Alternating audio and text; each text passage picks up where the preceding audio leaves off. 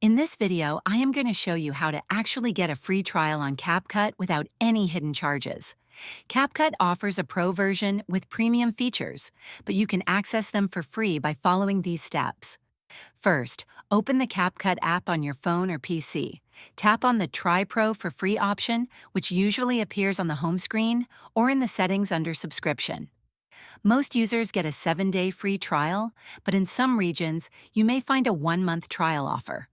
Next, you'll need to enter your payment details, credit, debit card, or PayPal, to activate the trial. Don't worry, you won't be charged immediately. To avoid getting charged after the trial ends, set a reminder to cancel at least a day before the renewal date. You can cancel by going to Google Play Store, Android, Apple subscriptions, iPhone, or Capcut's website for PC users.